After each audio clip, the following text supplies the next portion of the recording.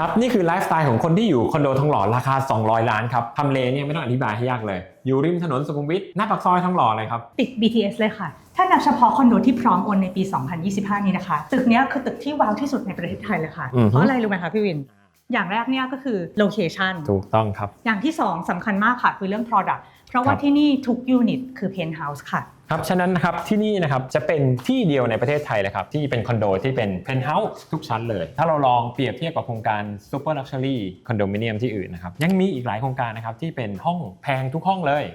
แต่ก็จะมีความเป็นแบบมีอยู่ชั้นเดียวบ้างบางห้องก็จะเป็นห้องที่วางอยู่คู่กันบ้าง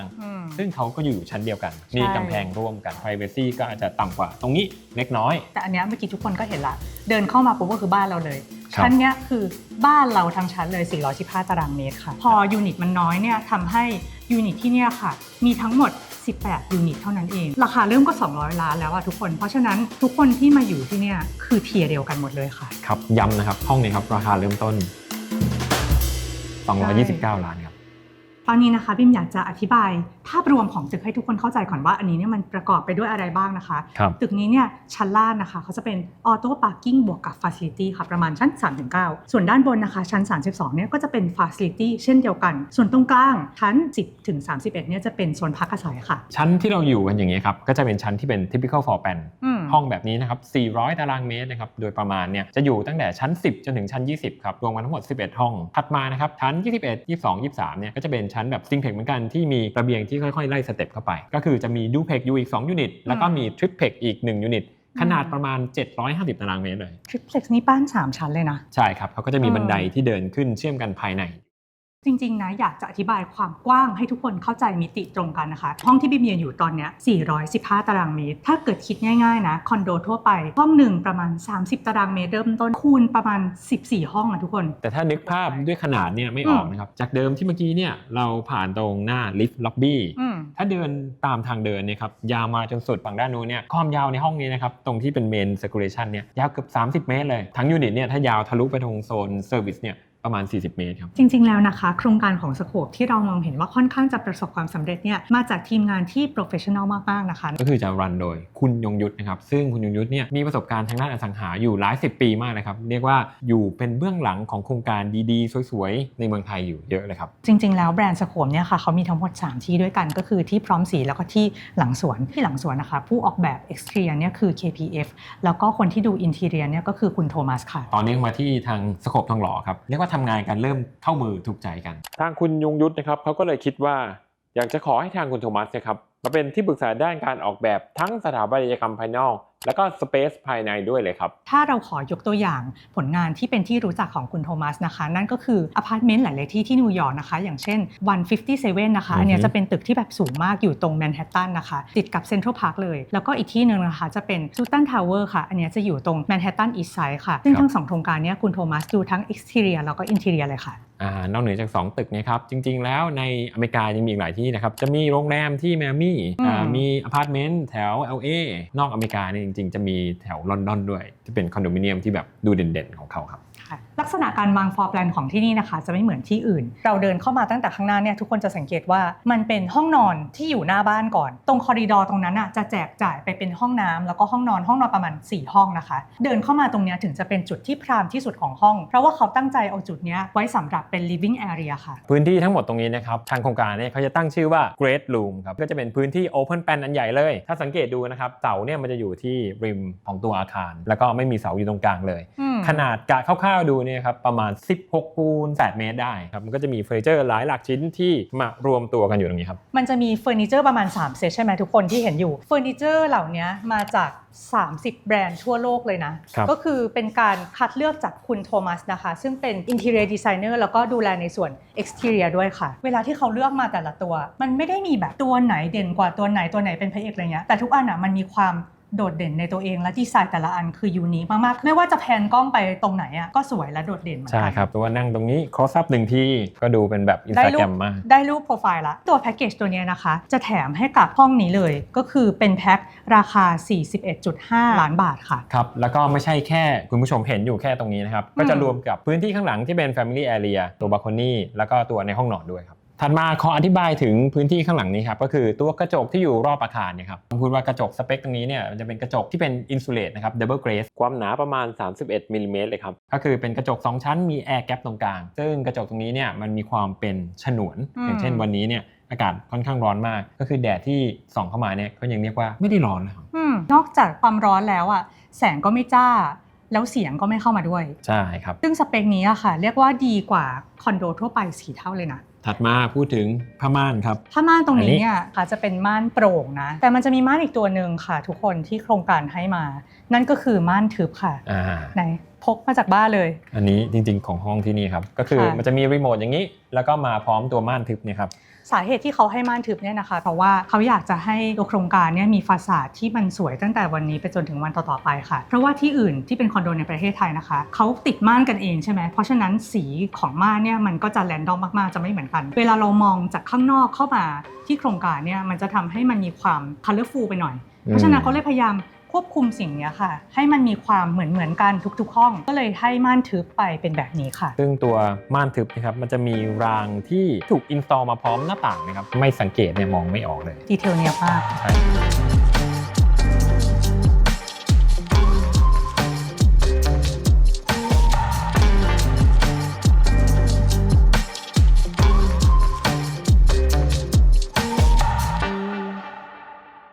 พื้นที่ส่วนพักผ่อนของเจ้าของบ้านนะคะเขาจะแบ่งออกเป็น2ส่วนก็คือส่วนด้านนอกนะที่ค่อนข้างมีความฟอร์มัลแต่ว่าส่วนนี้เนี่ยค่ะเรียกว่าเป็น Family Area ที่มีความใกล้ชิดกันมากๆโซฟาตรงนี้นะคะถ้าเกิดว่าเรามีแบบคุณพ่อคุณแม่มานั่งตรงนี้ใช่ไหมสามารถนั่งทานเบรคฟาสต์ตรงนี้ได้เลยนั่งคุยกันตรงนี้ได้ค่ะครับผมก็เทียบกับฝั่งด้านนอกนะครับโต๊ะทานข้าวตรงนี้ครับ10ที่นั่งมันก็จะดูมีความแบบจริงจังแต่ตรงนี้มันจะมีความแบบอยู่ด้วยกันใกล้ชิดกันครับจริงๆน่าจะเป็นสเปซที่ได้ใช้ทุกวันสิ่งที่พิเศษมากๆของ Pantry ที่นี่นะคะนั่นก็คือแบรนด์ของครัวซิมาติค่ะอันนี้เนี่ยเป็นแบรนด์ของประเทศเยอรมันแล้วก็ที่นี่เนี่ยเป็นที่แรกที่ใช้แบรนด์นี้เลยนะคะคุณโทมัสที่เป็นดีไซเนอร์เนี่ยนะคะเขาคัสตอมไมซ์ทุกสิ่งทุกอย่างมาให้ที่นี่เลยอันนึงที่สวยแล้วก็โดดเด่นมากเลยครับเวลาเข้า Family Room มาปุ๊บหันขวาเนี่ยจะเจอตัว Hanging Cabinet อันนี้ครับที่มันลอยอยู่ตรงกลางเอฟเฟกต์ของความลอยนะครับก็จะมีการติดlighting ที่ซ่อนอยู่ข้างๆซึ่งมันจะลอยอยู่เหนือ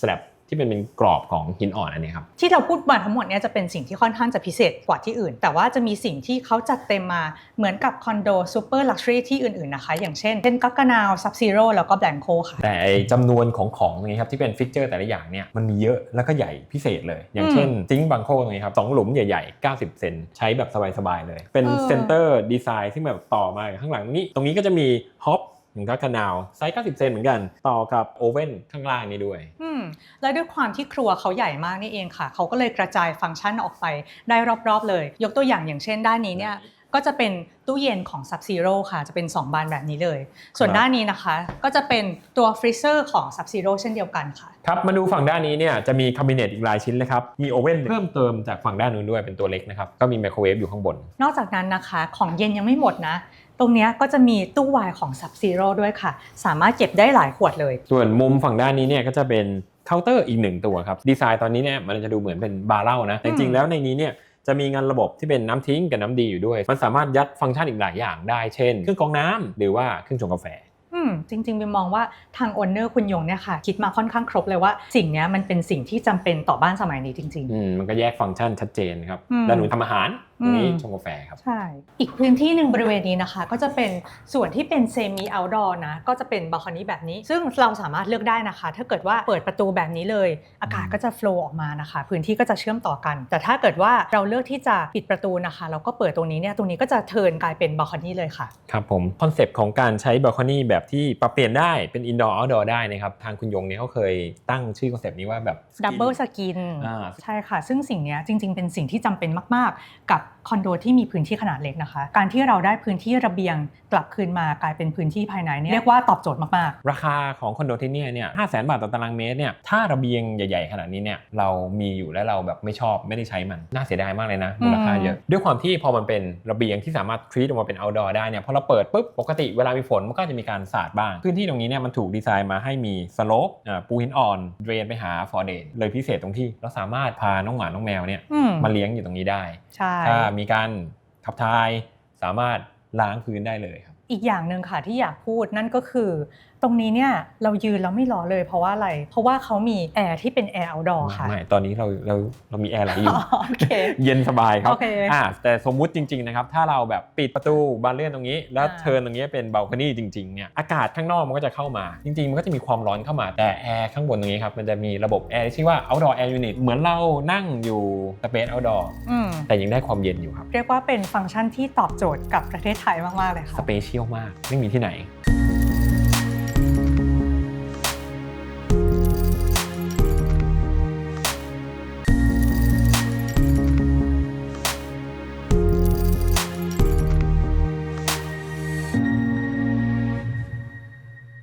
ในส่วนของ Master Bedroom นะคะเขาจะแบ่งฟังก์ชันออกเป็น3ส่วนด้วยกันส่วนแรกเนี่ยก็คือห้องน้ำส่วนตรงกลางเนี่ยจะเป็นห้องแต่งตัวค่ะและส่วนนี้เนี่ยจะเป็นส่วนของห้องนอนค่ะโอเคพูดถึงห้องนอนครับก็เป็นสเปซสี่เหลี่ยมผืนผ้า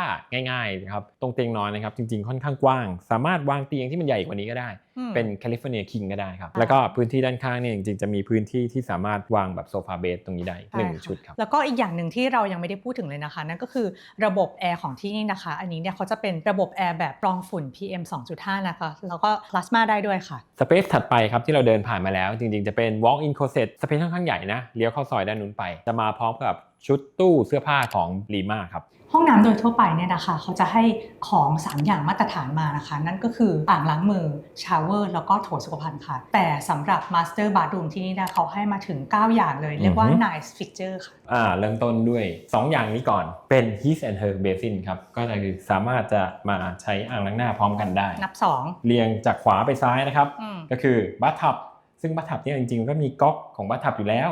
มีแฮนด์ชาวเวอร์อยู่ด้วยอันนี้คือ3 C กับ5เนี่ยคือเป็น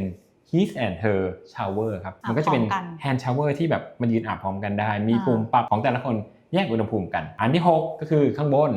ก็จะเป็น rain shower ซึ่งเป็น rain shower แบบที่ใหญ่น่าจะสักประมาณ60เซนได้ไหมอันที่7กับ8นะคะนั่นก็คือห้องติดกันคือสตรีมค่ะ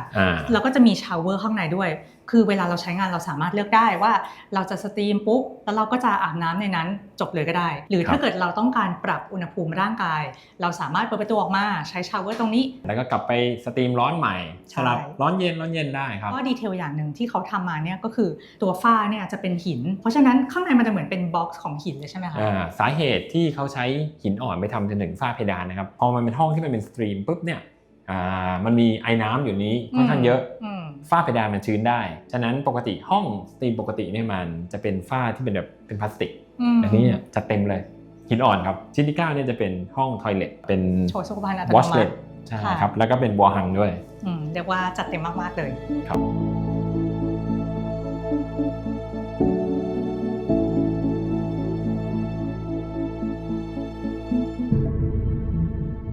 ฝั่งตรงข้ามจาก Master Bedroom นะคะตรงนี้จะเป็นห้องนอนเล็กเรียงกัน3ห้องเลยซึ่งถ้าเกิดว่าลูกบ้านเนี่ยเขาไม่ได้มีลูกเยอะเนี่ยเขาก็สามารถปรับเปลี่ยนห้องแบบนี้เนี่ยเป็นจิมก็ได้เป็นห้องพระก็ได้หรือว่าเป็นห้องทำงานก็ได้ค่ะแพ็กเกจเฟอร์นิเจอร์ที่เขาให้มาเนี่ยก็คือสามารถเลือกได้ว่าจะรับหรือไม่รับก็ได้ค่ะเรามาพูดถึง planning แล้วก็เกี่ยวกับโครงสร้างของอาคารกันบ้างครับด้วยความที่อาคารเนี่ยมีความยาวแล้วก็มีเสาวนรอบอาคารเลยด้านปลายอาคารตรงนั้นจะมีคอลิฟต์อันนึงละส่วนตรงกลางอาคารเนี่ยครับก็จะมีการเพิ่มโครงสร้างขึ้นมาตรงนี้เนี่ยมีผนังเชียร์วอลเพิ่มอีก3ผนังซึ่งเขาก็เลือกให้มันอยู่ขั้นระหว่างห้องนอน3ห้องเนี่ยครับกำแพงตัวนี้ทำหน้าที่ทำให้อาคารนี้มันสามารถรับแรงด้านข้างได้ซึ่งจริงๆแล้วเนี่ยกรุงเทพเราก็เพิ่งผ่านเหตุการณ์แผ่นดินไหวมาอาคารนี้ได้ถูกพิสูจน์แล้วครับว่ามันทำให้อาคารนี้เรียกว่ามีคุณสมบัติในการรับแรงแผ่นดินไหวเพิ่มได้อีก1ระดับเพิ่มขึ้นไปนะครับมันถูกแอพพลายไปกับกฎกระทรวงปี2564ที่เพิ่งออกมานะครับถือว่าใหม่มากใช่ครับถัดมาพูดถึงห้อง powder room อันนี้นิดนึงครับจริงๆทางคุณยงเนี่ยเขาก็เน้นเหมือนกันนะมันเป็นห้องน้ำแหละแต่มันเป็นห้องน้ำที่ไว้สำหรับรับแขกฉะนั้นจริงๆฟังก์ชันตรงนี้เนี่ยไม่ได้มีอะไรมากแต่ความสวยงามมันต้องแบบต้องจัดเต็มฉะนั้นหินอ่อนตรงนี้ครับมันแบบหินอ่อนสีขาวเส้นสีเขียวบางๆสวยงามมากทั้งพื้นตัวเคาน์เตอร์แล้วก็ตัวผนังถัดมาจากลิฟต์นะจริงๆสิ่งนี้จะเป็นสิ่งที่เราเจอสิ่งแรกนะคะเป็นส่วนที่กั้นระหว่างเจ้าของบ้านแล้วก็ส่วนเซอร์วิสนั่นก็คือประตูตรงนี้ค่ะจริงผลักได้เลยแบบนี้ สังเกตดูที่พื้นครับมันจะเป็นหินอ่อนที่ไหลตรงไปเรื่อยๆนะครับทางคุณยงเขามองว่าจริงๆแล้วทางเจ้าของบ้านเนี่ยไม่ได้ใช้ภายในอย่างเดียวนะพื้นที่ตรงนี้เนี่ยมันก็จะเป็นส่วนที่เจ้าของบ้านเนี่ยยังเดินได้อยู่เรื่อยๆไปจนถึงสุดทางเขาบอกว่าจริงๆแล้วอ่ะโดยปกติเราอาจจะเปิดไว้แบบนี้ก็ได้มันจะได้โฟลว์ซึ่งส่วนของแม่บ้านนะคะเขาจะเตรียมห้องไว้นะคะเป็นห้องนอน1ห้องแล้วก็มีห้องน้ำแยกกันเลยซึ่งตัวห้องนอนเนี่ยค่ะเราเข้าไปดูแล้วทุกคนวิวมันหลักล้านมากดูน่าอยู่กว่าที่อื่นอีกต้องพูดว่าคอนโดปกติแล้วนะครับฟอร์เพจมันจะไซส์ประมาณนึงโดยเฉพาะคอนโดแบบลักชัวรี่แล้วกันพื้นที่รอบๆมันสวยงามเนี่ยเขาก็จะต้องเอาเป็นห้องรับแขกห้องนอนนู่นนี่นะครับโซนที่อยู่ใกล้คอลิฟต์เนี่ยจะกลายเป็นโซนเซอร์วิสซึ่งต้องเรียกว่าครัวไทยห้องนอนเมดห้องลอนดรีส่วนใหญ่จะอยู่เกาะอยู่ตรงกลางหมดเลยแล้วมันทำให้มันเป็นห้องโซนเซอร์วิสที่เรียกว่าไม่มีคุณภาพชีวิตที่ดีคือห้องนอนเมดหลายๆที่อ่ะไม่มีทั้งหน้าต่างแล้วก็มันเวนติเลชันไม่ได้เลยอ่ะที่นี่เรียกว่าได้แสงแล้วก็สามารถเปิดหน้าต่างได้ครับนอกจากนั้นสมมติว่าเหมือนเรามีบ้านอยู่แล้วเรามีเมดตามมา1คนก็อยู่ตรงนี้แต่ถ้าสมมติเรามีมากกว่านั้นอย่างเช่นเรามีคนรถด้วยสามารถลงไปอยู่ด้านล่างได้เพราะว่าชั้น7เนี่ยเป็นเมดดอมค่ะลองพาไปดูตรงท้ายด้านนู้นครับก็จะเป็นประตูที่เราจะออกไปทางโซนเซอร์วิสแล้วเปิดให้ดูและบานนี้เนี่ยก็ยังสามารถเปิดได้จริงๆสมมติถ้าเราขนของมาตรงเนี้ยทางเดินตรงนี้ก็ใหญ่พอสมควรเนาะลิฟต์เซอร์วิสตรงนี้ครับจริงๆหน้าที่ฟังก์ชันหลักของมันคือเป็นไฟแมนลิฟต์พอมันเป็นลิฟต์ดับเพลิงเนี่ยเขาต้องสามารถใหญ่พอที่จะขนอะไรบางอย่างได้เช่นเตียงพยาบาลก็ยังขนได้นะเฟอร์นิเจอร์ชิ้นใหญ่ๆเปียโนหรืออะไรเงี้ยมันสามารถขนขึ้นมาบนห้องอย่างนี้ได้สบายๆเรียกว่าเขาคิดมาค่อนข้างครบมากๆค่ะหลังจากที่เราดูยูนิตไปทั้งหมดเรียบร้อยแล้วนะเดี๋ยวเราจะพาไปดูฟาซิลิตี้นะคะไล่จากบนลงล่างเลยฟาซิลิตี้เนี่ยมันก็ต้องมาคู่กับค่าส่วนกลางนะครับจริงๆอย่างห้องนี้เนี่ยพื้นที่ประมาณ400ตารางเมตรค่าส่วนกลางเนี่ยประมาณ240บาทต่อตารางเมตรต่อเดือนนะครับคูณออกมาเนี่ยเดือนละแสนปีละ1ล้านบาทแต่ถามว่า1ล้านบาทเนี่ยได้อะไรบ้างเนี่ยลิสต์ของ Facility ไล่อยู่เยอะมากไล่มาตั้งแต่ชั้น32 9 8 7 6 5 4 3 2ไปถึง B2 เลยสิ่งที่เขาให้มามันไม่ใช่แค่สเปซค่ะทุกคนคือเขาให้การบริการที่แบบมันเหมือนการดูแลเราทุกวันนะให้ทั้งเมดให้ทั้งทำกับข้าวให้ทั้งแบบทำผมคือมันไม่ต้องไปที่อื่นแล้วอะก็คือเรียกว่าบางครั้งคุณต้องไปหาข้างนอกเนี่ยคุณมีอยู่ในนี้ครบหมดเลยคือ total package ที่เขาให้มาเรียกว่ามันเหมาะสมกับราคาที่เราจ่ายไปค่ะเดี๋ยวลองขึ้นไปดูครับค่ะ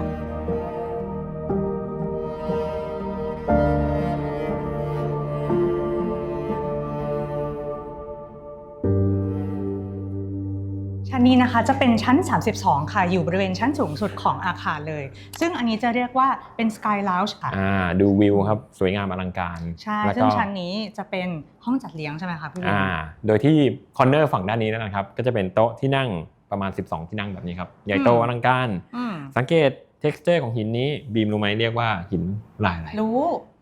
ชื่อว่า Arabescato ค่ะก็ถูกใช่มันคือ Arabescato ซึ่งจริงๆ Arabescato ปกติเนี่ยมันจะเป็นสีขาวครีมแล้วก็มีเป็นแบบเส้นแร่สีดำอันนี้จะเป็นสีแดงเข้มๆซึ่งอันนี้เนี่ยเรียกว่า Arabescato Rosso ที่เป็นยี่ห้อของอะไรบางอย่างไม่ใช่อันนั้นดูไม่แพงคำว่า Rosso คือสีแดงใช่ครับซึ่งตรงนี้ texture ของมันเนี่ยครับเขาก็จะแบบขัดด้านแล้วก็แบบ texture มันแบบเนียนมือมากเลยค่ะซึ่งจริงๆแล้วชั้นนี้จะมี3ฟังก์ชันด้วยกันค่ะจัดเลี้ยงใช่ไหมส่วนถ้าเกิดว่าไปด้านนู้นนะคะเปิดลิฟต์มาเลยเนี่ยจะเจอกับสิ่งนี้ก่อนค่ะเรียกว่าเป็น living room ที่มีความโคซี่มากๆดูได้จากลักษณะสเกลเนี่ยมันจะนั่งค่อนข้างติดพื้นตัวเฟอร์นิเจอร์เนี่ยก็จะมีกลิ่นอายของห้องตัวอย่างด้วยเช่นเดียวกันถ้าดู texture ของเฟอร์นิเจอร์นะครับตัวผ้าเนี่ยมันจะมีความแบบค่อนข้างซอฟต์มันเฟมินีนที่สำคัญคือสีของเขาเนี่ยพยายามจะเลือกสีที่เป็นแบบมีความพาสเทลที่มีความผสมสีเทาไปนิดหนึ่งมันจะไม่ได้หวานมากแต่มันจะยังมีความขรึมอยู่ก็สังเกตสีที่มันจะเข้ากับ wall decoration ที่เป็นผ้าด้วยแต่ว่าจริงๆแล้วสิ่งที่เนี๊ยบมากๆของชั้นเนี้ยคือหินค่ะอันนี้ซึ่งหินที่ปูบริเวณอินดอร์ของทางชั้นนี้นะคะก็คือหินมองแคลนั่นเองค่ะที่เห็นเป็นเส้นลายริ้วๆอย่างเงี้ยครับลองสังเกต texture ของมันดูครับมันจะเป็นเส้นที่ริ้วแล้วก็ขนานกับตัวแผ่นหินแต่ละสแลบมากๆเลยเส้นเนี่ยมันมีความต่อกันเพราะว่าหินตรงนี้ทั้งหมดเนี่ยมันเป็นหินบุ๊กแมชถูกสไลด์ออกมาเป็นคู่แล้วก็แต่ละคู่เนี่ยเขาพยายามมาต่อเส้นกันซึ่งบางทีเนี่ยบางแผ่นยังกันต่อกัน3แผ่น4แผ่นมันต่อกันหมดเลยเนี่ยใช่ลองสังเกตดูฝั่งด้านนู้นครับ texture ตรงนี้ครับมันจะเป็นผิวแบบผิวฮอนเนี่ยมันมีความแบบไม่ได้ขัดเงาแล้วก็ไม่ได้ขัดด้านความสะท้อนแสงของมันมันมีน้อย มีความคลาสซี่มากขึ้นส่วนนี้จะเป็น2ฟังก์ชันสุดท้ายครับจะเป็นโซนครัวกับพื้นที่ outdoor ใช่ซึ่งบริเวณครัวนี้นะคะจะเป็นครัวแบบโปรเฟชชั่นอลเลยคือเราสามารถเรียกเชฟจากข้างนอกเนี่ยมาทำอาหารได้เพราะว่าอุปกรณ์เครื่องไม้เครื่องมือเนี่ยครบครันมากมีทั้งตู้เย็นเตาอบฮอตพูดอะไรเนี่ยมาครบเลยค่ะพิเศษอันนี้เลยครับจะเป็นโทลี่ที่เอาไว้เข็นนะครับมีล้อแต่ปรากฏว่าข้างในตรงนี้นี่คือตู้แช่ไวน์ครับตู้ไวน์แบบเคลื่อนที่ได้ก็คือเวลาเราจัดปาร์ตี้ตรงไหนเนี่ยเราก็เข็นตู้นี้ไปมีที่ใส่น้ำแข็งข้างบนแช่แชมเปญได้ครับค่ะจริงๆแล้วมีทั้งสโคปที่นี่และสโคปหลังสวนด้วยครับผมซึ่งส่วนถัดไปนะคะตรงนี้จะเป็นส่วน outdoor ที่เราสามารถมาบาร์บีคิวปาร์ตี้ได้ค่ะทุกคนเพราะว่าส่วนที่เป็นควันๆเนี่ยเอาไว้ด้านนอกมุมฝั่งด้านนู้นเนี่ยก็จะเป็นเตาบาร์บีคิวยี่ห้อ Wolf ซึ่งตัวนี้เนี่ยจะเป็นตัวสำรองแล้วกันเดี๋ยวตัวจริงจะมาครับใช่ค่ะส่วนด้านนี้นะคะจะเป็นส่วนนั่งเล่น outdoor นะแต่มันมีความพิเศษอย่างหนึ่งทุกคนก็คือบริเวณนี้เนี่ยเราสามารถนั่งเล่นแบบไม่ร้อนได้เพราะว่าด้านบนค่ะมีแอร์ outdoor ค่ะซึ่งก็คือจะเป็นระบบที่เหมือนกับในห้องพักนะครับจะเป็นพื้นที่ outdoor ที่แบบมีแอร์ยูนิตที่เป่าลงมาเย็นๆได้เวลาอากาศร้อนนิดนึงอยากได้ fresh air ข้างนอกยังได้อากาศลมเย็นได้ครับ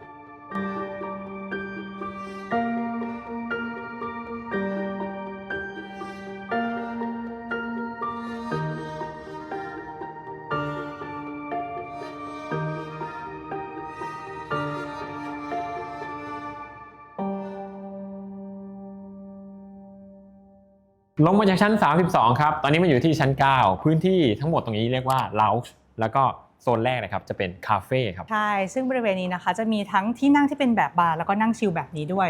สิ่งหนึ่งที่อยากพูดถึงมากเลยคือลูกบ้านที่นี่นะคะสามารถมารับกาแฟได้ฟรีหรือว่าจะมานั่งทานที่นี่ก็ได้นะฟรีแบบตลอดไปเลยอะทั้งชาติใช่ จะดื่มแบบตาค้างได้เลยนะคะไม่ได้มีแค่บาร์โล่งๆนะคือมีบาริสต้ามาทำให้แบบจริงจังมีเมล็ดกาแฟที่เลือกมาอย่างดีใช้กับสโคปทุกที่นะคะแล้วก็เครื่องทำกาแฟก็จริงจังเช่นเดียวกันหรือว่าถ้าไม่ทานกาแฟเนี่ยก็สามารถมีเมนูอื่นอย่างเช่นมัทฉะได้ด้วยค่ะโอเคสิ่งหนึ่งที่พิเศษครับคือก๊อกอันนี้ที่โผล่ขึ้นมาเนี่ยจริงๆจะเป็นเครื่องกรองน้ำยี่ห้อบิลลี่ครับเครื่องกรองน้ำที่เราสามารถอัดแก๊สมันมีคาร์บอเนตอยู่ข้างใต้ตรงนี้ครับแล้วก็กดน้ำออกมาเนี่ยสามารถเลือกได้ให้มันเป็น sparkling water นอกจากบริเวณคาเฟ่ด้านหลังแล้วนะคะจริงๆที่บิมยืนอยู่อ่ะมันเป็น living room ที่แบบมีความโคซี่มากและสามารถรับแขกได้จริงๆชั้น32ที่เราเดินลงมาอันนั้นก็จัดปาร์ตี้ได้แต่ว่าตรงเนี้ยกว้างกว่าแล้วเขาก็จะจัดเป็น living room เนี่ยหลายๆเซตด้วยกันนะคะเผื่อเรามีเพื่อนหลายกลุ่มเนี่ยก็สามารถนั่งหลายจุดได้ครับตอนที่ทางคุณยงยุทธเนี่ยพาเรามาดูสเปซตรงนี้ครับยงยุทธเขาบอกว่าสเปซตรงนี้จริงๆถ้าเราจะมาจัดเป็นแบบ private party จองห้องทั้งห้องเนี่ยครับก็เขาจะระบุว่าจำนวนเกสเนี่ยไม่เกิน20คนมันก็จะพอดีกับสเปซซึ่งจริงๆตรงนี้นะมันใหญ่มากนะ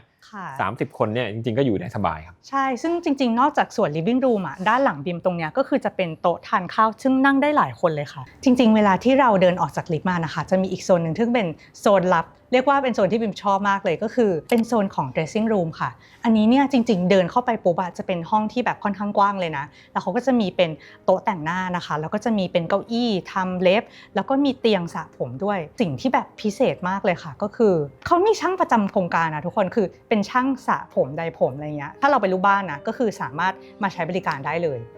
ดีมากครับ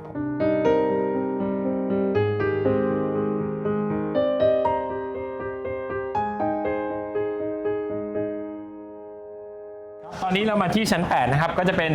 ชั้นที่มี facility ทั้งชั้นเลยครับใช่ค่ะถ้าเกิดว่าไล่เรียงฟังก์ชันจากด้านในนะคะด้านในสุดก็จะเป็น private pilates studio ค่ะแล้วก็จะเป็นบ่อออนเซ็นแล้วก็บริเวณนี้จะเป็นสระว่ายน้ำในร่มค่ะซึ่งสระว่ายน้ำที่เห็นภาพตรงฝั่งด้านนี้นะครับความยาวสระคือประมาณ20เมตรเลยครับ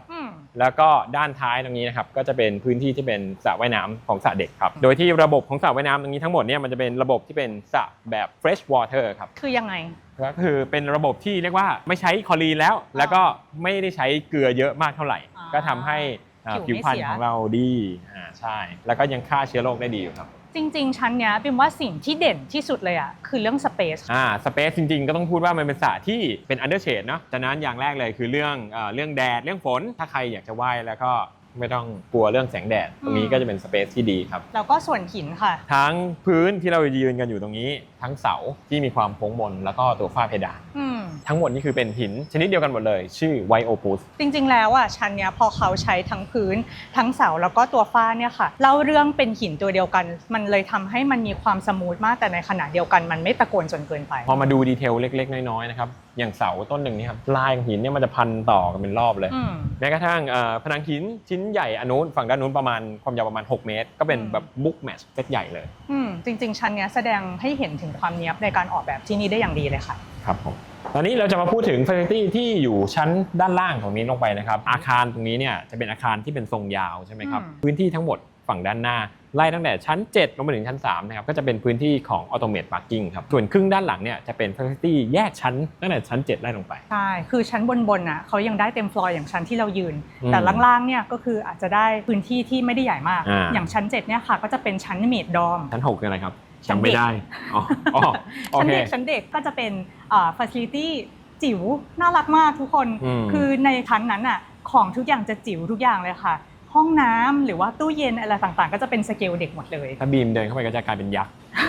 พี่วินก็เหมือนกันโอเคส่วนห้องข้างๆเนี่ยก็จะมีอีกห้องหนึ่งก็จะเป็นห้องที่มีเปียโน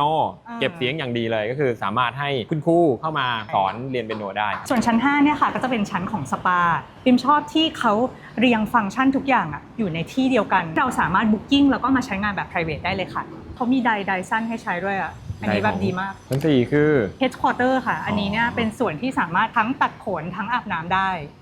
น่าจะมีอยู่1คอร์เนอร์ครับฝากน้องหมาได้ส่วนชั้น3เนี่ยค่ะก็จะเป็นส่วนของจิมแล้วก็ thermal therapy ค่ะก็มีเครื่องเล่นของเทคโนโลยีทั้งหมดเลยไฮไลท์ของเขานะครับก็คือจะมีแบบห้องเล็กๆอยู่ห้องหนึ่งซึ่งคือเครื่องวิ่ง Bootway ค่ะอันนี้จะเป็นยี่ห้อที่แบบราคาสูงมากๆค่าตัวอันนี้เนี่ยเครื่องเดียวประมาณ2 ล้านเลยตอนนี้เราลงมาอยู่ที่ชั้น L นะครับซึ่งจริงๆมันคือชั้น2ของโครงการนี้จริงๆสเปซนี้เนี่ยมันสวยมากเลยนะแล้วมันควรจะเป็นสเปซที่เราจะต้องถ่ายตอนเริ่มคลิปเราอยากเก็บเอาไว้ตอนท้ายให้ทุกคนดูใช่ครับแล้วก็สเปซของมันเนี่ยมันคือแบบพื้นหินอ่อน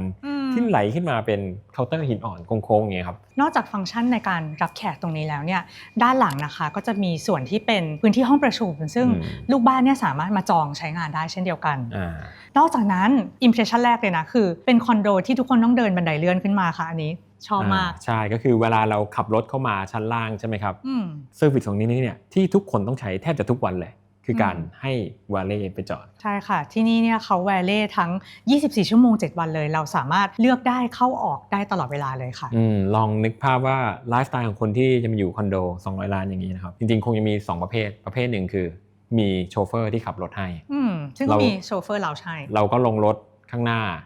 เดินขึ้นไปเลื่อนงามๆขึ้นมาโชเฟอร์เนี่ยเขาก็จะมีห้องของเขาไลฟ์สไตล์ที่2คือขับรถเองขับรถหรูขับรถสปอร์ตมาถึงปุ๊บมาจอดเสร็จข้างหน้ายื่นกุญแจให้แล้วก็ทางทีมบาเล่เนี่ยเขาก็จะเอาเข้าไปจอดในออโตเมตพาร์กิ้งมันสะดวกมากเลยนะคือธรรมดามันได้แต่ไปห้างใช่ไหมแต่อันนี้คือกลับบ้านก็ใช้บาเล่ได้เช่นเดียวกันค่ะเรียกว่ามีแทบไม่กี่ที่นะซึ่งสโคปหลังสวนเป็นที่หนึ่งในนั้นแล้วก็ที่นี่มาอีกที่หนึ่งครับโอเคเหลืออีก2ชั้นสุดท้ายครับที่เป็นชั้นใต้ดินเล่าให้ฟังหน่อยครับค่ะก็จะมีชั้น B1 B2 นะคะอันนี้จะเป็นส่วนของ storage ค่ะที่เข้าพื้นที่เก็บของได้ถ้าเกิดเรามีถุงกอล์ฟหรือว่ามีแบบกระเป๋าเดินทางอะไรเงี้ยที่ไม่อยากให้เกะกะในห้องกับอีกชั้นหนึ่งค่ะก็คือเป็นส่วนของ in-house cooking อันนี้เลยยังไม่ได้พูดถึงเลยที่นี่เนี่ยเขามีพ่อครัวประจำอยู่ด้วยค่ะพี่วินเราสามารถสั่งแบบอาหารตามสั่งง่ายๆอะไรเงี้ยคือไม่ต้องออกไปข้างนอกไม่ต้องสั่งแกร็บโครงการเนี่ยมีบริการให้พร้อมเลยค่ะใช่ครับก็คือต้องเรียกว่าอาศัยอยู่ในนี้เนี่ยเรียกว่าไม่ต้องไปไหนแล้ว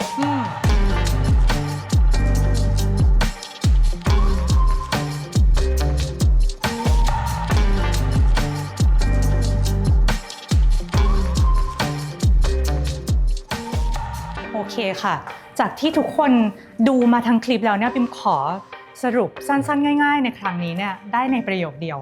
ซึ่งเป็นโค้ดที่มาจากคุณยงที่เป็นโอนเนอร์ค่ะใช่ประโยคนั้นใช่ประโยคนั้นคืออะไรคะผมไม่แข่งกับใครแล้วในประเทศไทยนี้โอ้โหเท่มากหล่อมากไม่ได้หมายถึงคุณยงไม่ใช่ก็รู้คือจริงๆมิมมองว่าสิ่งที่ทุกคนได้ดูไปอ่ะมันคือ product และ service ที่ beyond ทุกคนในประเทศนี้ไปหมดแล้วจริงๆค่ะโอเคเจอกันคลิปหน้าสวัสดีครับสวัสดีค่ะ